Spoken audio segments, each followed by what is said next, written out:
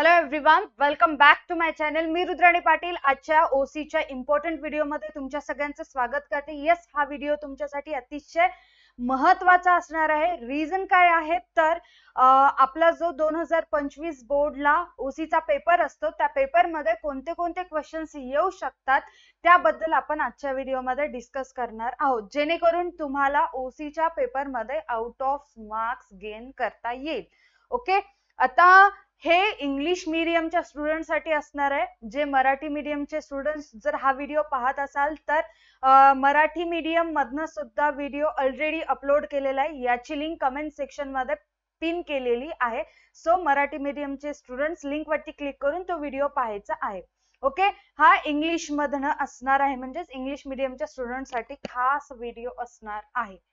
चला स्टार्ट करू. आता आपण पहिला जो आपण क्वेश्चन बघणार आहोत 2025 बोर्ड साठी इम्पॉर्टंट क्वेश्चन्सच्या लिस्ट मधला, तो आहे क्वेश्चन नंबर 4 तुमचा. डिस्टिंग्विश बिटवीन द फॉलोइंग, म्हणजेच डिफरन्स बिटवीन असं म्हणतो आपण त्याला, ते विचारल्या जातं. तर परीक्षेच्या पॉइंट ऑफ व्ह्यू न, एक्झाम पॉइंट ऑफ व्ह्यू न कोणते डिस्टिंग्विश बिटवीन इम्पॉर्टंट असतील ते आज मी तुम्हाला एक्सप्लेन करणार आहे, सांगणार आहे, आणि त्याचाच अभ्यास तुम्हाला करायचा आहे. ओके, पहा फर्स्ट क्वेश्चन आहे आता आपलं, आणि कोणता क्वेश्चन किती मार्क्स साठी हे तुम्हाला ऑलरेडी मी सांगितलेलंच आहे. बघा, फर्स्ट असेल आता आपलं district commission, state commission, national commission. हे आपल्या सेव्हन्थ चॅप्टर मधनं आलेलं आहे. 7 चॅप्टर मधनं पहिला डिस्टिंग्विश बिटवीन कंपल्सरी एक्झामला विचारल्या जातं. रिझन काय आहे की 2024 किंवा 2024 बोर्डला डिस्ट्रिक्ट कमिशन आणि स्टेट कमिशन बद्दल विचारलं होतं. सो या वर्षी स्टेट कमिशन किंवा नॅशनल कमिशन विचारलं जातं, किंवा डिस्ट्रिक्ट कमिशन किंवा नॅशनल कमिशन विचारलं जातं. म्हणून अभ्यास करून ठेवायचा आहे. ग्रीन कलरनं जे मी हायलाइट करतेय ते तुम्हाला 2024 बोर्डला विचारलेलं होतं, त्याला सोडून तुम्हाला बाकीचे करायचे आहेत. सेकंड वन आहे marketing and selling. Second one कोणतं आहे? Marketing and selling. हे आपल्या कितव्या चॅप्टर मधनं आहे? 8 चॅप्टर मधनं आहे, 8व्या चॅप्टर मधनं आहे. थर्ड वन आहे planning and organising, staffing, directing, coordination and controlling. हा आपला सेकंड चॅप्टर आहे. सेकंड चॅप्टर मधनं 2024 बोर्डला विचारलं होतं डायरेक्टिंग अँड कोऑर्डिनेशन. याला सोडून तुम्हाला करायचं आहे प्लॅनिंग ऑर्गनायझिंग, किंवा ऑर्गनायझिंग स्टाफिंग विचारलं जाऊ शकतं, किंवा स्टाफिंग डायरेक्टिंग विचारलं जाऊ शकतं, स्टाफिंग कोऑर्डिनेशन विचारलं जाऊ शकतं, स्टाफिंग कंट्रोलिंग विचारलं जाऊ शकतं, प्लॅनिंग कंट्रोलिंग विचारलं जाऊ शकतं, ऑर्गनायझिंग कंट्रोलिंग येऊ शकतं, काहीही विचारलं जातं. तुम्हाला प्रिपेअर राहायचं आहे. फक्त कोणते दोन सोडून करायचे? डायरेक्टिंग आणि कोऑर्डिनेशन. हे सोडून बाकीचे कोणतेही दोन तुम्हाला विचारल्या जातात. त्याच्यानंतर नेक्स्ट वन आहे current account, saving account, fixed deposit account. चालू खाते, बचत खाते आणि मुदत ठेव खाते हे आपल्या 4th चॅप्टर मधनं आहे, तर तुम्हाला या वर्षी एक्झामला विचारल्या जाऊ शकतं. त्याच्यानंतर आहे life insurance, fire insurance, marine insurance. त्याच्यानंतर आहे central bank and commercial bank. हे सुद्धा 4th चॅप्टर मधनं आहे. हे फोर्थ, परत हा पण 4th. कोणता? Road transport, air transport, rail transport आणि water transport. At a time तुम्हाला 4 विचारले जात नाहीत. कसं विचारले जातात बघा, तर तुम्हाला रोड ट्रान्सपोर्ट, एअर ट्रान्सपोर्ट विचारले जातं, किंवा एअर ट्रान्सपोर्ट किंवा रेल ट्रान्सपोर्ट विचारलं जातं, किंवा रेल ट्रान्सपोर्ट किंवा वॉटर ट्रान्सपोर्ट विचारलं जातं, किंवा एअर ट्रान्सपोर्ट किंवा वॉटर ट्रान्सपोर्ट. कशाही पद्धतीने विचारलं जाऊ शकतं. तुम्हाला प्रिपेअर राहायचं आहे. पण 2024 बोर्डला विचारलं होतं road transport and rail transport. आता याला सोडून, ही जोडी सोडून कोणतीही दुसरी जोडी तुम्हाला एक्झामला येऊ शकता. बी प्रिपेअर राहायचं आहे आपल्याला. त्याच्यानंतर नेक्स्ट वन आहे traditional business, e business and e commerce. परत एकदा ट्रेडिशनल बिझनेस, ई बिझनेस आणि ई कॉमर्स या संबंधित काय असेल तर तुम्हाला कोणत्याही पद्धतीने विचारलं जाऊ शकतं. ट्रेडिशनल बिझनेस और ई बिझनेस विचारलं जाऊ शकतं, किंवा ई बिझनेस किंवा ई कॉमर्स विचारलं जाऊ शकतं, किंवा ट्रेडिशनल बिझनेस आणि ई कॉमर्स विचारलं जाऊ शकतं. प्रिपेअर राहायचं आहे आणि अतिशय सोप्यात बुकमध्ये सुद्धा दिलेले आहेत आणि मी सुद्धा तुम्हाला एक्झामच्या पुढे पुढे याच्याबद्दल चांगल्या पद्धतीने एक्सप्लेन सुद्धा करणार आहे. सो चॅनल वरती टिकून राहायचं, स्टे ट्यून. त्याच्यानंतर नेक्स्ट वन आहे आपल्या 5th चॅप्टर मधनं बीपीओ आणि केपीओ. काय आहे बीपीओ आणि केपीओ? हे आपला 5th चॅप्टर मधनं आहे, हा सुद्धा 5th मधनच आहे. सो याच्याबद्दल चांगल्या पद्धतीने अभ्यास तुम्हाला स्टडी करायची आहे. हे आहे तुमचे डिस्टिंग्विश बिटवीन. ओके, हे या वर्षी 2025 बोर्डला विचारल्या जाऊ शकतात. सो मन लावून करायचे. आता एक गोष्ट लक्षात ठेवा, मी तुम्हाला चॅप्टर नंबर सुद्धा सांगितलं, जसं 2nd chapter, 4th chapter, 5th chapter, 7th आणि 8th जास्तीत जास्त डिस्टिंग्विश बिटवीन या चॅप्टर मधून विचारले जातं. या चॅप्टर वरती फोकस करा. हा व्हिडिओ संपल्यानंतर हे परत एकदा लिहून काढायचं आणि याचा आन्सर पाठ करून टाकायचा. पाठ होत असेल तर पाठ, नाही तर कुणाला वाचलं तरी लक्षात असेल तर तुमच्या पद्धतीने करू शकता, पण आजच्या आज करून बाजूला ठेवा. त्याच्यानंतर पाहू आता आपण क्वेश्चन 5. क्वेश्चन 5 आहे तुमचं आन्सर इन ब्रीफ. 3 विचारले जातात. 3 पैकी कोणतेही तुम्हाला 2 अटेम्प्ट करायचे असतात, सॉल्व्ह करायचे असतात. टोटल मार्क्स असतात 8, म्हणजेच एकाला 4 मार्क्स असे तुम्हाला असतात. तर तुम्हाला जर 8 मार्क्स पक्के करायचे असतील, 8 मार्क्स मिळवायचे असतील, तर तुम्हाला कोणते क्वेश्चन्स करायला पाहिजे ते आपण डिस्कस करू. फर्स्ट वन आहे explain any 4 principle of scientific management. आता 2024 म्हणजेच 2024 ला विचारलं होतं, पण आपल्याला हेनरी फ्योलचे प्रिन्सिपल्स विचारलं होतं. ठीक आहे, हेनरी फ्योलचे प्रिन्सिपल्स विचारले होते. तर या वर्षी ते येत नाही. या वर्षी तुम्हाला विचारलं जातं explain any 4 principle of scientific मॅनेजमेंटचे कोणतेही 4 प्रिन्सिपल्स तुम्हाला विचारले जाऊ शकतात. त्याच्यानंतर आहे importance of function of management. आता आपला जो पोस्टकॉप नावाचा वर्ड आहे त्यानुसार प्लॅनिंग, प्लॅनिंग आहे, ऑर्गनायझिंग आहे, स्टाफिंग आहे, डायरेक्टिंग आहे, कोऑर्डिनेटिंग आहे आणि कंट्रोलिंग आहे. यापैकी कोणतं पण एक या वर्षी एक्झामला 4 मार्क्स साठी येऊ शकतं. जर 4 मार्क्सला नाही आलं तर 5 मार्क्सला येतं, 5 मार्क्सला नाही आलं तर 8 मार्क्सला तर कंपल्सरी विचारले जात. त्याच्यानंतर आहे explain qualities of successful entrepreneur. आता 2024 बोर्डला आपल्याला कॅरेक्टरिस्टिक विचारलं होतं. कोणी फीचर्स म्हणतं, कोणी कॅरेक्टरिस्टिक म्हणतं. तर या वर्षी एक्झामला कॅरेक्टरिस्टिक न येता आपल्याला क्वालिटीज विचारल्या जाऊ शकतात. त्याचा अभ्यास करायचा आहे.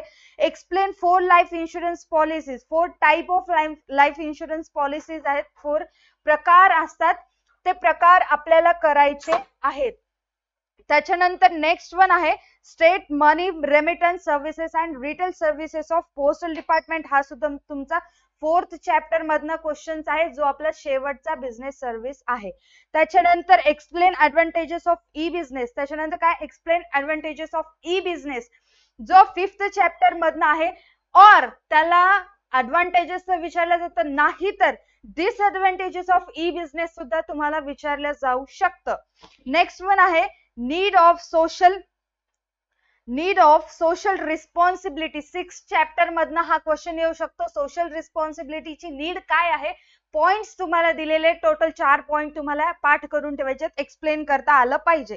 त्याच्यानंतर आहे explain the social responsibilities of business towards various group. Various group कोणते कोणते, तर ओनर आहे, इन्व्हेस्टर आहे, एम्प्लॉई आहे, कंझ्युमर आहे, गव्हर्नमेंट आहे, सोसायटी आहे, इत्यादी एक्सेट्रा यांच्याबद्दल एखादे क्वेश्चन विचारले जाऊ शकतं. कशा पद्धतीने ते सुद्धा बघा.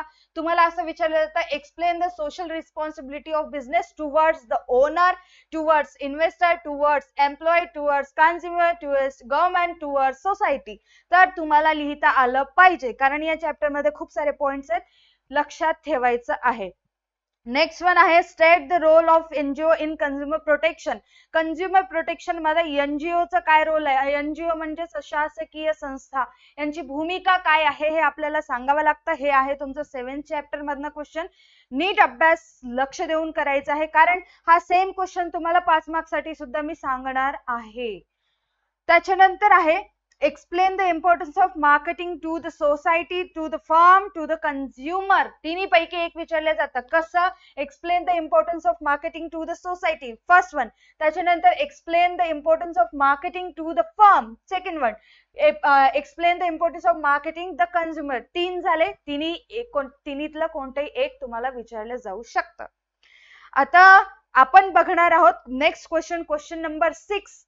त्याच्यामध्ये आपल्याला जस्टिफाय द फॉलोइंग स्टेटमेंट असणार आहे. त्या अगोदर आमचा 100 रुपीजचा नोट एक्सपर्ट्स नावाचा कोर्स आम्ही लॉन्च केलेला आहे. त्यामध्ये तुम्हाला या क्वेश्चन संबंधित जेवढेही नोट्स असतील ते तुम्हाला त्या कोर्समध्ये मिळून जातील.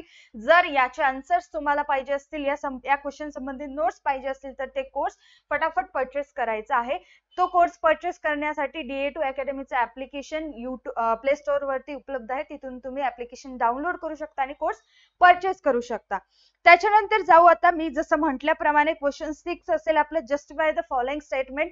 आणखीन एक गोष्ट महत्वाची आहे, आपण ऑब्जेक्टिव्ह न घेता क्वेश्चन 4 पासून का स्टार्ट केलो, रिझन काय आहे तर एवढंच म्हणायचं आहे की जे ऑब्जेक्टिव्ह असतात ते आपल्याला सांगता येत नाहीत, कोणते येतात कोणते नाही येतात. सो ते आपण एक्झामच्या पुढे पुढे घेणार आहोत. सध्या तुम्ही या इम्पॉर्टंट क्वेश्चन्स वरती फोकस करा जेणेकरून तुम्हाला OCM मध्ये चांगले मार्क्स मिळवता येतील. Okay, justify the following statement. Any 2 लिहायचे असतात, 4 विचारले जातात आणि टोटल मार्क्स असतात 8. म्हणजे एकाला किती 4 मार्क असतात, 4 मार्क्स असतात. तर तुम्हाला 4 सकारण जे काही जस्टिफाय करायचं असतं, जस्टिफिकेशन द्यायचं असतं ते 4 पॉइंट्स मध्ये एक्सप्लेन करावं लागतं. सो पहिला आहे differential piece wage rate plan is necessary, first chapter मधनं आहे. याबद्दल तुम्हाला एक्सप्लेनेशन द्यावं लागतं, जस्टिफाय करावं लागतं की का differential piece wage rate plan is necessary आहे ते तुम्हाला सांगावं लागतं. त्याच्यानंतर आहे right person at right job with right pay is the basic principle of staffing. हे आपल्या सेकंड चॅप्टर मधनं आहे. याच्याबद्दल अभ्यास करायला सुरुवात करा. त्याच्यानंतर आहे with creativity farmers can with creativity farmers can expand their agro tourism business. म्हणजेच क्रिएटिव्हिटीचा वापर करून फार्मर्स त्यांचा ऍग्रो टुरिझमचा बिझनेस एक्सपांड करू शकतात. का करू शकतात, काय करावं लागतं त्याबद्दल तुम्हाला जस्टिफिकेशन द्यावं लागतं. त्याच्यानंतर warehouse is important, 4th chapter मधला क्वेश्चन आहे. खूप बेसिक क्वेश्चन आहे आणि तुम्हाला येऊन सुद्धा जाईल. नेक्स्ट वन आहे e business allows user to work across the globe in any field. म्हणजेच ई बिझनेस ही कोणत्याही क्षेत्रामध्ये काम करण्याची मुभा देत असते असं म्हटलेलं आहे. आता काय कारण असू शकतं, काय रिझन असू शकतं, तर रिझन तुम्हाला लिहायचं आहे. त्याच्यानंतर expectations of society towards business are changing. म्हणजे सोसायटी बद्दल जे काही सोसायटीचे एक्सपेक्टेशन्स आहेत बिझनेस बद्दल ते वरचेवर चेंज होत आहेत, याच्याबद्दल सुद्धा विचारलं जाऊ शकतं. नंतर आहे aim of consumer organisation is to protect the rights of the consumer, 7th chapter मधनं आहे. त्याच्यानंतर आहे market can be classified on the basis of competition, 8th chapter मधनं आहे. Marketing helps in increasing consumer awareness, same 8th chapter मधनं आहे. हे आहेत तुमचे जस्टिफाय द फॉलोइंग स्टेटमेंट. हे जर तुम्ही क्वेश्चन्स केलात तर नक्की तुम्हाला आउट ऑफ टोटल 8 यामध्ये मिळतील. म्हणून याचे अभ्यास करायला सुरुवात करायची आहे. आता त्याच्यानंतर आपण पुढे जाण्याच्या अगोदर आणखीन एक महत्वाची सूचना, ती म्हणजे कोणती, बिग बुल बॅच लॉन्च झालेला आहे. त्यामध्ये आम्ही यावर्षी इंग्लिश मीडियमचे सुद्धा सगळे सब्जेक्ट कव्हर करत आहोत. फटाफट बिग बुल बॅच परचेस करायची आहे आणि जे काही क्वेश्चन्स आता मी इथे सांगते याचं डीप मध्ये एक्सप्लेनेशन मी स्वतः विथ एक्झाम्पल दिलेलं आहे. चलो, त्याच्यानंतर आता आपण जाऊ आपल्या क्वेश्चन नंबर 7. हा अतिशय महत्वाचा आहे कारण आपल्याला या ठिकाणी टोटल 10 मार्क्स मिळवायचे आहेत. म्हणजे एकाला 5 मार्क्स, 3 विचारले जातात, 2 अटेम्प्ट करायचे, एकाला 5 मार्क्स असे असतात. तर 10 मार्क्स गेन करण्यासाठी, 10 मार्क्स मिळवण्यासाठी आपल्याला कोणते कोणते क्वेश्चन्स करायची गरज आहे. फर्स्ट वन आहे इम्पॉर्टन्स ऑफ मॅनेजमेंट. त्याच्यानंतर आहे explain any 5 principle of scientific management by FW Taylor. FW Taylor यांचे कोणतेही पण सायंटिफिक मॅनेजमेंटचे प्रिन्सिपल्स आपल्याला सांगायचे आहेत. याला मी ऑरेंज कलरने हायलाइट करते कारण मी हे 4 मार्क्स साठी सुद्धा तुम्हाला सांगितलेलं आहे. जे ऑरेंज कलरने हायलाइट करते ते 4 मार्क्स साठी सुद्धा हा सेम क्वेश्चन आहे. तिथे 4 मार्क्स साठी नाही आला तर इथे 5 मार्क्स साठी कंपल्सरी विचारलं जाऊ शकतं. त्याच्यानंतर आहे explain any function of management. मॅनेजमेंटचं कोणतं पण एक फंक्शन आपल्याला विचारलं जाऊ शकतं. ते असू दे प्लॅनिंग ऑलरेडी झालेलं आहे.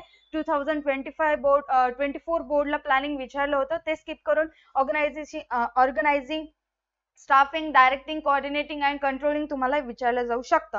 त्याच्यानंतर आहे what is entrepreneurship development programme. काय what is entrepreneurship development programme हा थोडासा थेअरीमध्ये पॉइंट्स नाही, त्याच्यामध्ये तुम्हाला थेअरीमध्ये लिहावं लागतं. नीट लक्ष देऊन याचं उत्तर तुम्हाला लिहायचं आहे. त्याच्यानंतर आहे एक्सप्लेन क्वालिटीज ऑफ एंटरप्रेन्योर. हे तुम्हाला मी 4 मार्क्स साठी सुद्धा दिलेलं होतं, कदाचित हे 5 मार्क्स साठी विचारलं जाऊ शकतं, म्हणून याला सुद्धा चांगल्या पद्धतीने अभ्यास करून ठेवायचा आहे.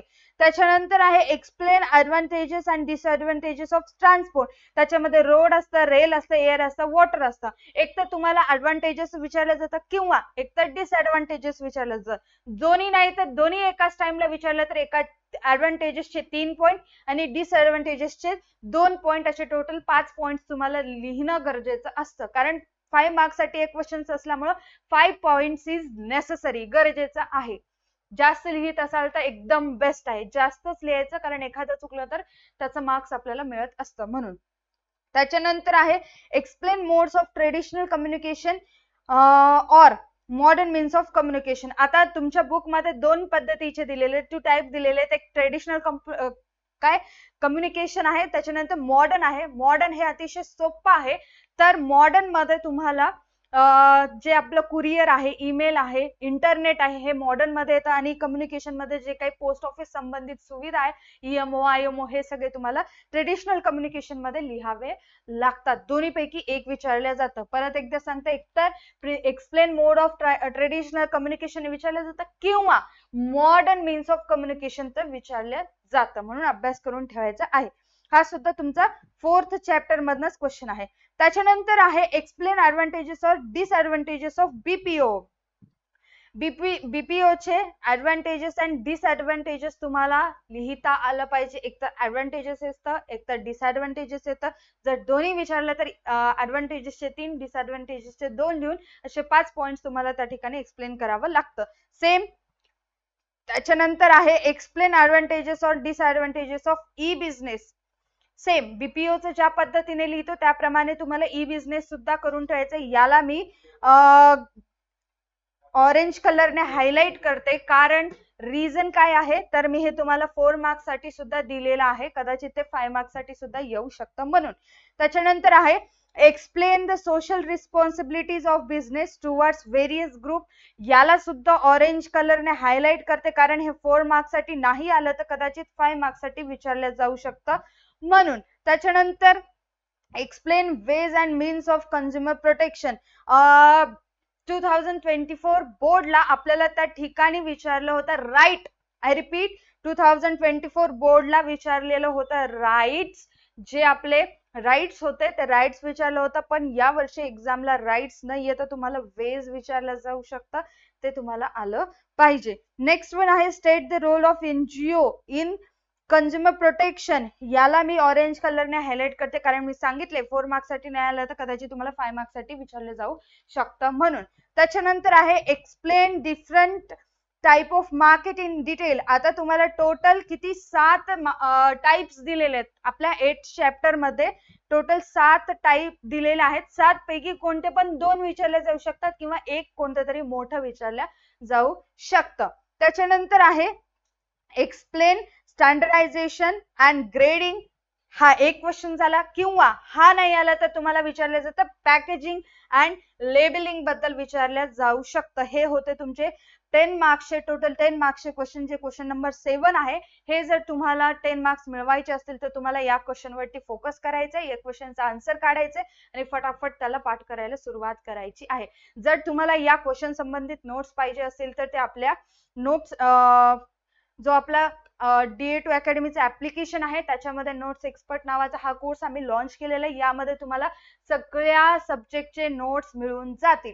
आणि त्याच बरोबर राहिलेला शेवटचा क्वेश्चन नंबर 8 जो आहे, एक्झामच्या पॉइंट ऑफ व्ह्यूने अतिशय महत्वाचा, जास्त वेळ देणारा, की यावर मी जे दिलेले त्यातले क्वेश्चन्स येऊ शकतात, ते क्वेश्चन्स डायरेक्टली मी या नोट्स एक्सपर्ट मध्ये ऍड केलेलं आहे. ज्यांनी कोणी हे नोट्स एक्सपर्ट मधले क्वेश्चन्स नोट्स एक्सपर्ट परचेस केलेला आहे त्यांना क्वेश्चन नंबर 8 चे इम्पॉर्टंट क्वेश्चन्स क्वेश्चन नंबर शेवटचा जो क्वेश्चन आहे तुमचा क्वेश्चन नंबर 8 जे टोटल 8 मार्क्स साठी एक आपल्याला लिहायचं असतं ते डायरेक्टली याच्यामध्ये ऍड केलेलं आहे. प्लस त्याचबरोबर क्वेश्चन्स तर आहेतच, त्याचबरोबर त्याचं एक्सप्लेनेशन म्हणजे त्या क्वेश्चन संबंधित नोट सुद्धा याच कोर्स मध्ये ऍड केलेले आहेत.